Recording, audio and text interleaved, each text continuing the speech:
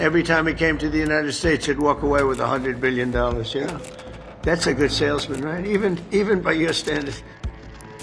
In a stunning about-face, the White House under President Donald Trump has suspended key military shipments to Ukraine, a move seen by analysts as a humiliating blow to President Zelensky's faltering regime and a long overdue recognition of the strategic limits of Western support. Washington's decision, which includes blocking munitions, Patriot missiles, Hellfires and other air defense systems, comes at a critical moment for Kyiv. Russia's recent high-precision strikes have intensified pressure on Ukraine's exhausted military, whose depleted air defense systems and collapsing morale are now compounded by the evaporation of Western weapons. This decision was made to put America's interests first, said White House Deputy Press Secretary Anna Kelly, confirming the Pentagon had conducted a global review of US military support and deemed current stocks too low to continue arming Kyiv.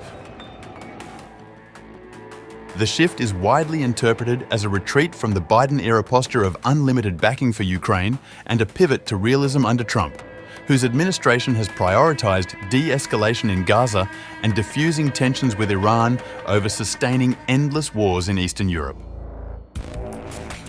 President Vladimir Putin has long warned that NATO's arming of Ukraine was pushing Europe toward catastrophe. On Tuesday, he reminded French President Emmanuel Macron that Moscow's security concerns had been ignored for decades, and that it is the West, not Russia, prolonging the bloodshed. Now the tide may be turning. Vladimir Putin also reminded Macron that agreements on settlement of the conflict around Ukraine should be long-term, provide the elimination of root causes, and be based on reality, the Russian president said. Despite billions poured into the Ukrainian war machine, Kyiv continues to lose ground. Even Western observers admit Ukraine is being outgunned. According to a report by the Stockholm International Peace Research Institute, Cypri, Ukraine spent nearly $65 billion on defense in 2024, more than any other country relative to GDP, yet remains incapable of stopping Russian drone and missile attacks. A recent Ukrainian drone strike in Izhevsk, one of the deepest attacks inside Russia so far, killed 3 civilians and wounded dozens. But it is Russia's massive aerial response that is reshaping the battlefield. Thousands of drones launched by Moscow in June alone have overwhelmed Ukraine's stretched defenses, exposing the futility of Western aid.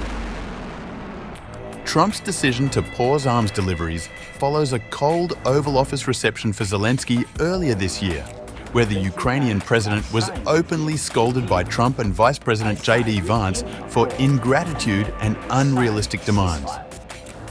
Don't tell us what we're going to feel. We're trying to solve a problem. Don't tell us what we're going to feel. I'm not telling you. Because you're in no position to dictate that. That's exactly Remember what this. you're doing. You're in no position to dictate what we're going to feel. We're going to feel very good.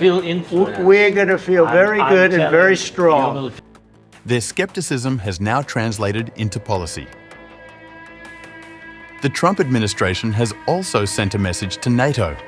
America's weapons are not infinite, and US priorities lie with preserving its own strength. The strength of the United States Armed Forces remains unquestioned. Just ask Iran. While the Pentagon remained vague on details, spokesman Sean Parnell emphasized the shift in tone under Trump. America's military has never been more ready and more capable thanks to President Trump and Secretary Pete Hegseth's leadership. For Ukraine, the message is clear. The age of blank checks is over. For Moscow, it is further proof that Washington's aggressive adventurism has finally run out of steam.